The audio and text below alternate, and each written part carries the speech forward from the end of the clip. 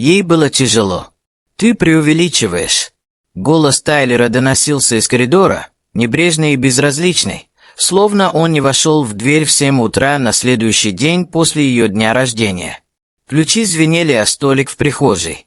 Все обычные звуки возвращения мужа домой, но ничего обычного в этой ситуации не было. Джулиана сидела за кухонным столом, кофе давно остыл. Она не спала. Всю ночь она наблюдала, как минуты отсчитывают полночь, пока ее муж был у своей бывшей девушки. Тайлер появился в дверях кухни. Он выглядел усталым, но не виноватым. Это первое, что ее поразило. В его глазах не было стыда, никаких поспешных объяснений. Меган позвонила мне около 8 часов. У нее была паническая атака. Что мне делать? Игнорировать ее? Джулиана не ответила. «Дорогая, ну же!» Его тон изменился на успокаивающий. Она переживает трудный период с тех пор, как заболел ее отец. Ей просто нужно было с кем-то поговорить. Джулиане было 29 лет и через 3 года. За время брака она научилась различать объяснения и представления. Это было представление. «Ты не отвечал на телефон?» – тихо сказала она. «Я звонила тебе 6 раз». Он был в беззвучном режиме. Я не видела их до сегодняшнего утра. Он пожал плечами, словно пропуск ее дня рождения был неудобством, а не трагедией. Что-то изменилось внутри Джулианы. Не внезапный щелчок, а медленное успокоение. Она подумала обо всех случаях, когда оправдывала его. Обо всех случаях, когда подавляла свою боль. Потому что сохранять мир казалось проще, чем столкнуться с правдой. Она посмотрела на левую руку. Там лежало обручальное кольцо, изящное золотое колечко, которое она так любила, когда он впервые надел его ей на палец. Ничего не говоря, Джулиана сняла кольцо и тихонько положила его на стол. Голос Тайлера затих, когда он это заметил. Она увидела, как выражение его лица изменилось с раздражения на замешательство, а затем, возможно, на искреннюю заботу. «Что ты делаешь?» Джулиана встала. Ноги были устойчивы. Несмотря на бешено бьющееся сердце, она направилась в коридор, пройдя достаточно близко, чтобы почувствовать запах чужих духов на его рубашке. Она прошла мимо него, не сказав ни слова. «Джулиана!» Что это? Тишина, которую она ему подарила, была первым настоящим словом, которое она произнесла за все утро. Джулиана не всегда была такой тихой. До Тайлера она была громкой, самоуверенной и всегда оставалась собой, не извиняясь за это. Ее друзья шутили, что на любой вечеринке ее смех можно услышать из другого конца комнаты. Где-то по пути этот огонь потускнело. Собирая чемодан, пока Тайлер расхаживал за ней, требуя объяснений, она пыталась вспомнить, когда начала подстраиваться под его ожидания. Возможно, это началось через 6 месяцев после начала их отношений, когда Тайлер впервые упомянул Меган. Они были вместе 4-го года, объяснил он, школьные возлюбленные. Такая связь, которая никогда по-настоящему не исчезает. Джулиана улыбнулась и кивнула, убеждая себя, что взрослые люди могут дружить со своими бывшими. Но, оглядываясь назад, она видела тревожные признаки. Признаки, которые она игнорировала. Телефон Тайлера поздно ночью вибрировал от сообщений, которые он уклонялся от нее. Случайные упоминания о том, чтобы выпить кофе с Меган, так непринужденно вплетались в разговор, что она чувствовала себя сумасшедшей, задавая вопросы. Она вспомнила, как однажды нашла серьгу Меган в его машине. Тайлер рассмеялся и сказал, что она, должно быть, была там еще до того, как они начали встречаться. Она поверила ему, потому что альтернатива была слишком болезненной. Она вспомнила день их помолвки. Тайлер сделал предложение перед своей семьей. На заднем дворе был пикник, и все ликовали. Но позже, просматривая социальные сети, она нашла комментарии от Меган под фотографиями. «Красивое кольцо. У него хороший вкус». Всего 4 слова. Ничего откровенно неприличного. но что-то в них застряло у нее в груди, как заноза. «Почему твой бывший комментирует наши фотографии с помолвки?» Тайлер едва поднял глаза. «Мы все еще друзья. Что тут такого? Она отпустит это. Она отпустила так много всего». Ее мама заметила. Конечно. Мамы всегда так делали. Всякий раз, когда Джулиана приезжала домой, мама изучала ее лицо с этим обеспокоенным выражением. «Ты выглядишь уставшей, дорогая.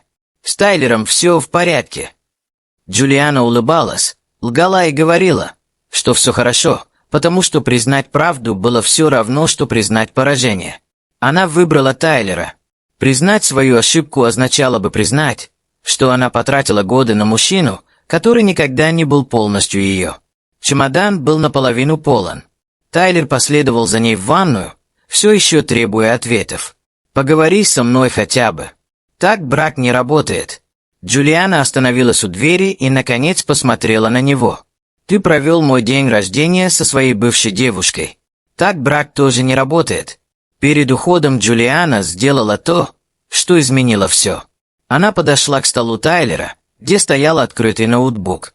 Раньше она никогда не рылась в его вещах. «Доверие – основа брака», – говорила она себе. Какое же удобное убеждение. Ее руки двинулись почти сами собой. Она просматривала его сообщения. Они синхронизировались через какое-то рабочее приложение. Несколько месяцев назад она заметила, что на экране появилось сообщение от мамы. Тогда она предположила, что это действительно его мама. Теперь она проверила. Переписка с пометкой «Мама» была не от матери Тайлера. «Вчерашний вечер был идеальным. Я скучал по тебе». «Я тоже». Я скажу ей, что у меня была рабочая чрезвычайная ситуация. Она все еще ничего не подозревает. Джулс ничего не понимает. Всегда была. Это остановило ее. Джулс ничего не понимает. Всегда была. Слова Тайлера о ней, напечатанные в «Женщина», чей кризис замрачил ее день рождения. Джулиана продолжала листать ленту, чувствуя, как ее тошнит. Сообщения были отправлены за месяцы, годы. Это был не мимолетный эпизод. Это была закономерность на протяжении всего их брака. Ужины в честь годовщины, которые, как и казалось, Тайлер планировал для нее. В тот же день он писал Меган, договариваясь встретиться позже. Деловые поездки, в которые она доверяла ему ездить одной. К сообщениям были прикреплены фотографии, номера в отеле, лицо Меган, улыбающейся в камеру, с рукой Тайлера на плече. Ее день рождения. Это был даже не первый раз, когда он ночевал там. Судя по этим сообщениям, это был как минимум 5-й раз. «Не могу дождаться встречи с тобой сегодня вечером. Джулс думает, что я у Брэндона смотрю игру. Ты правда думаешь, что она во все это верит? Она хочет мне верить. В этом-то и вся ее прелесть. Это облегчает задачу. Она нашла отсылки к дню их свадьбы. Она выглядела счастливой на приеме. Честно говоря, мне стало немного жаль ее. Сначала всегда становится жаль. Потом проходит».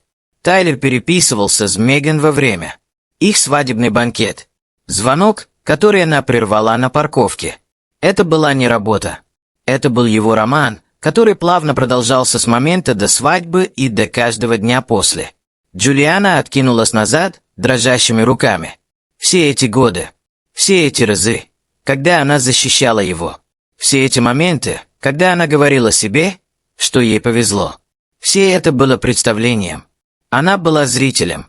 Она услышала приближающиеся шаги Тайлера, быстро закрыв ноутбук и схватив чемодан. «Ты действительно это делаешь?» Он говорил раздраженно. Ушел, не дав мне возможности объясниться. Джулиана в последний раз взглянула на него. Объяснять больше нечего. Она вышла, не оглядываясь. В тот же вечер Джулиана заселилась в отель. Впервые за много лет ей не нужно было гадать, где Тайлер и какую ложь он скажет, когда вернется домой. Ее телефон постоянно вибрировал. В сообщениях Тайлера чередовались гнев, попытки договориться, притворное раскаяние, а затем снова гнев. Она знала эту схему наизусть. На следующее утро она поехала к маме. Она вернулась домой и рассказала ей все. День рождения. Сообщение. Годы лжи. Мама слушала, не перебивая. «Я знала, что что-то не так», — тихо сказала она. «Я видела это каждый раз, когда ты приходила домой. Но я не хотела давить. Я не была готова признаться себе», — сказала Джулиана. «Я думала, что если я просто постараюсь сильнее, он, наконец, выберет меня». Мама взяла ее за руки. «Ты всегда была для меня достаточно хороша». Он был слишком сломлен, чтобы это увидеть. На третий день появился Тайлер. Джулиана вышла на улицу, прежде чем он успел. Звонив звонок, он держал розы, ее любимые, с выражением натянутого раскаяния. «Джулс, пожалуйста, можем поговорить». «О чем?» «О нас. О том, как все исправить. Ведь брак – это же и есть работа над трудностями». На мгновение Джулиана почувствовала старое влечение. Ту часть ее, которая все еще помнила хорошие времена. Было бы легко взять цветы, убедить себя, что на этот раз все будет по-другому. Но она помнила. Джулс ничего не понимает. Всегда понимала. Ты спишь с Меган уже несколько наших дней. Весь наш брак был ложью, сказала она бесстрастно. Этого не исправить. Выражение лица Тайлера мелькнуло. Она видела, как он обдумывает, как это преподнести. Это неправда. Я не знаю, что ты думаешь, что видела, но ты ошибаешься. Я читала сообщение, Тайлер. Все до единого. Еще одно мелькнуло. Хорошо, ладно. Он уронил цветы. Я совершила ошибки. Но ты не можешь сказать мне, что весь наш брак был ложью. Это было по-настоящему, когда ты писал ей сообщение во время свадебного приема. У него не было ответа. «Джулиана, пожалуйста». Его голос смягчился, приобретя тот умоляющий тон, который так часто срабатывал. Меган была просто слабостью, старой привычкой. Это ничего не значило. Если это ничего не значило, почему ты лгала 3 года? Потому что я знал, что ты так отреагируешь. Я знал, что ты преувеличишь, вместо того, чтобы понять, что люди сложные. Вот оно что. Даже сейчас, пойманный с поличным, он перекладывал вину на нее. Она преувеличивала. Он не лжец, он просто сложный человек, а она слишком наивна, чтобы оценить нюансы. «Я хочу развода», — сказала она. Лицо Тайлера побледнело. «Ты несерьезна». «Я никогда не была так серьезна». Она повернулась и вошла обратно в дом, закрыв дверь, прежде чем он успел последовать за ней. Через окно она наблюдала, как он застыл на месте, а затем, наконец, уехал. Ее мама появилась рядом. «Ты в порядке, дорогая?» «Буду». В течение следующей недели Джулиана начала разбираться со своей жизнью и жизнью Тайлера. Она связалась с адвокатом по разводам по имени Беттани, умной женщиной, которую ей очень рекомендовали. В офисе Беттани Джулиана все подробно рассказала. Роман, переписка, годы обмана. Беттани спокойно слушала. «У тебя все еще есть доступ к этим сообщениям?» Джулиана кивнула. Перед уходом она сделала скриншоты всего. «Хорошо. В Техасе неверность может учитываться при разделе имущества». Беттани пролистала записи. «Вы оба являетесь созаемщиками по ипотеке». «Да, мы купили ее 2 года назад. А твой доход по сравнению с его?» Джулиана задумалась. Ее дважды повышали в должности в ее консалтинговой фирме в сфере здравоохранения. Тайлер работал в продажах. Хорошие деньги, но нестабильные. Она всегда была основным кормильцем. «Я зарабатываю примерно на 30% больше. Это важно. Его неверность может сыграть тебе на руку». Она помолчала. «У тебя был доступ к выпискам по кредитным картам за его деловые поездки. Они шли на его электронную почту. Я никогда не изучала их внимательно. Я бы хотела покопаться. Иногда супружеские средства финансируют измену. Отели, ужины, подарки. Эти деньги должны были остаться в браке». В тот вечер Джулиана вошла в их совместный банковский счет. Они сохранили большую часть средств. Финансы были раздельными, но существовал один общий счет для бытовых расходов. Она перестала внимательно следить за ним, доверяя Тайлеру. История транзакций рассказывала историю, на которую она не обращала внимания. Регулярное снятие средств, не соответствующие никаким счетам, переводы на внешний счет, который она никогда не видела, оплата счетов в ресторанах в тех районах города, где она никогда не бывала с ним. Покупка в ювелирном магазине полгода назад, ожерелье почти за $800. У Джулианы не было ожерелья за $800. Ужины, очередные переводы. Поездка на выходные в Остин, которую он назвал конференцией по продажам, но отель оказался курортом, и компания не компенсировала ему расходы. Он финансировал свой роман их деньгами. Деньгами, которые она заработала. Ее телефон завибрировал. Снова Тайлер. «Джулс, пожалуйста. Я знаю, что все испортила, но я готова сделать все, что потребуется. Консультации, терапия, что угодно. Пожалуйста, не разрушай все, что мы построили. Все, что мы построили. Как будто он что-то построил. Как будто он был партнером, а не паразитом, высасывающим все силы. Ресурсы, чтобы прокормить его другую жизнь». Она положила трубку и начала собирать записи. Каждая подозрительная транзакция, каждый перевод на таинственный счет. Она организовала их в хронологическом порядке, сопоставляя даты с его сообщениями. К тому времени, как она закончила, у нее было 30 страниц документации. Выписки по кредитным картам, скриншоты, записи в календаре. Документальное подтверждение не только романа, но и систематического хищения супружеских средств. Она отправила все Беттани. «Дай мне знать, что еще тебе нужно».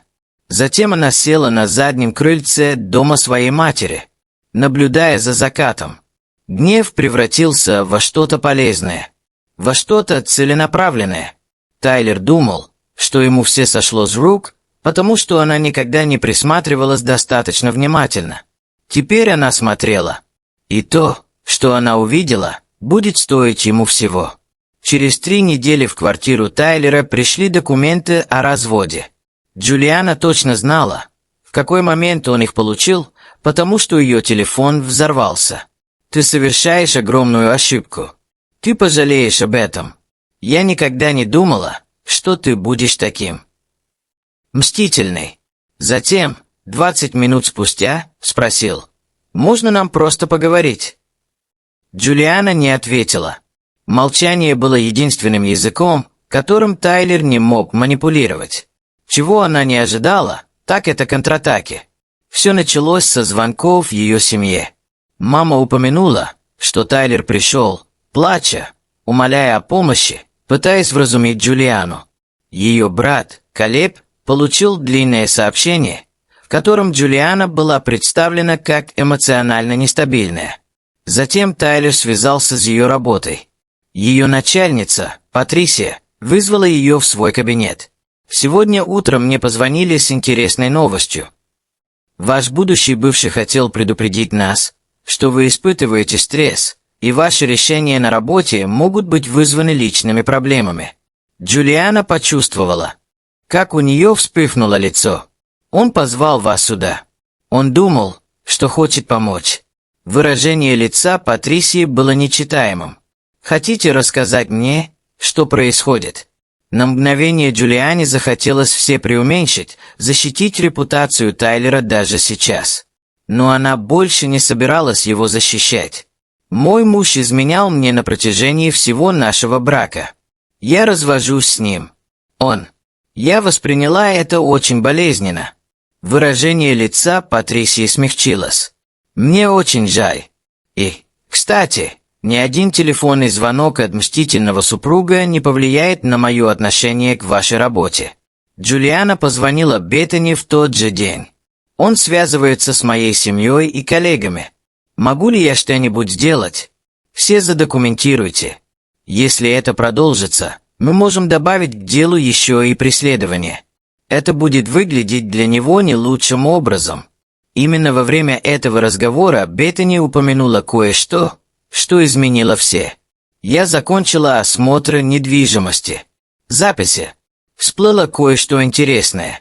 Что? Первоначальный взнос был полностью сделан из ваших личных сбережений, верно? Да. У Тайлера было немного сбережений, поэтому я покрыла его. Он согласился вносить большую долю ипотечного платежа, чтобы компенсировать это. Это соглашение, оно оформлено в письменном виде. Джулиана помолчала. Мы обсуждали это, но так и не зафиксировали на бумаге, потому что он не вносил большую долю. В течение 2 лет вы оба платили ровно 50%. Он никогда не увеличивал свой взнос. Джулиана не поверила своим глазам. Я никогда этого не замечала. Легко ошибиться, когда доверяешь кому-то. Но вот в чем дело.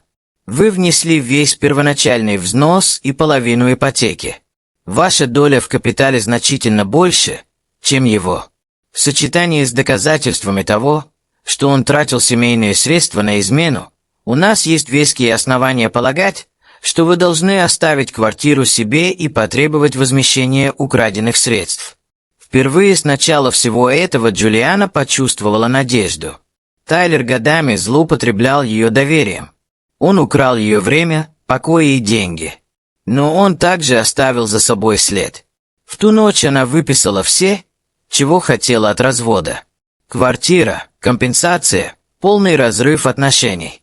Тайлер считал ее доверие слабостью. Теперь с ней покончено. Первый решительный шаг был сделан 2 недели спустя. Беттани запросила финансовые документы Тайлера, обнаружив еще более неопровержимые доказательства. Внешний счет, на который, как обнаружила Джулиана, переводились деньги, был совместным счетом с Меган. Тайлер переводил туда деньги больше года. Деньги, которые должны были идти на оплату ипотеки, счетов, их будущее.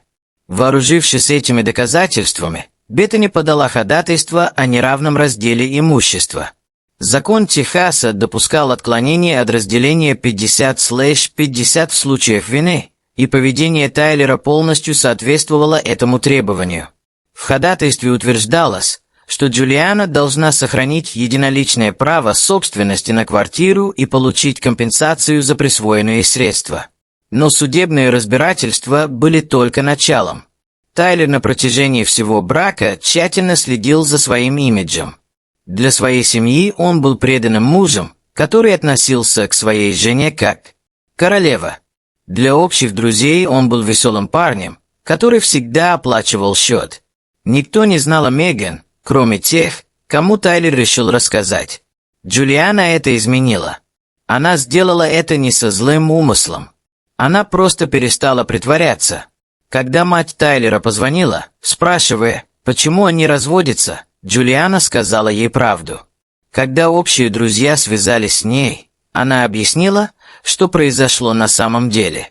Когда сестра Тайлера написала ей сообщение, обвиняя в том, что она бросила брак, Джулиана отправила ей один скриншот. На свадебном приеме она выглядела счастливой. Честно говоря, было немного плохо. Сестра не ответила. Но через 2 дня Тайлер прислал разъяренное голосовое сообщение. «Ты рассказываешь моей семье о личных вещах. Ты пытаешься настроить всех против меня. Это преследование». Джулиана едва сдержала смех. Он 3 года лгал ей в лицо, финансировал ее роман на ее деньги, а теперь обвинял ее в преследовании просто за то, что она сказала правду. Она переслала голосовое сообщение Беттани, добавив его к растущему делу. Судебное заседание было назначено через 6 недель. Тем временем тщательно выстроенный мир Тайлера начал рушиться. Мать позвонила ему в ярости из-за сообщений, отправленных на свадебный прием. Друзья тихонько отдалились от него. Меган, видимо, поняв, что ситуация больше не секрет, перестала отвечать на его сообщения. Впервые за время их отношений Тайлер столкнулся с последствиями. А Джулиана обнаружила, что наблюдать за тем, как рушится его маска, было гораздо приятнее, чем она когда-либо могла себе представить. Это было только начало. Последний удар был нанесен на слушании по делу о разводе. Тайлер нанял собственного адвоката, человека, который пытался выставить Джулиану эмоционально неустойчивой и мстительной. Но Беттани была готова. Сначала она представила финансовые документы. Совместный счет с Меган, переводы, покупка ювелирных изделий, номера в отеле, каждый доллар, который Тайлер присвоил из средств, предназначенных для их брака. Все было представлено в мельчайших деталях.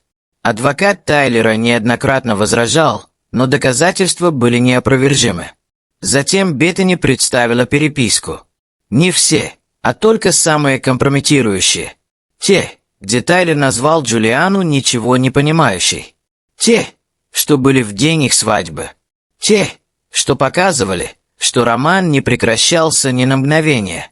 Тайлер сидел за столом, выглядя таким ничтожным, каким Джулиана его никогда не видела. Уверенный в себе мужчина, который вошел в их квартиру в ожидании прощения, исчез. На его месте оказался тот, кого наконец-то поймали. Судья просмотрел все с нейтральным выражением лица, время от времени задавая уточняющие вопросы. Закончив, она посмотрела прямо на Тайлера. «Мистер Харрисон, хотите ли вы что-нибудь сказать в свою защиту?» Тайлер взглянул на своего адвоката, который слегка покачал головой. Сказать было нечего. Доказательства говорили сами за себя. Судья вынес решение в пользу Джулианы почти по всем пунктам. Она сохранит квартиру. Тайлер возместит ей документально подтвержденные незаконно присвоенные средства более $12 000. Он ничего не получит из ее пенсионных счетов, которые он.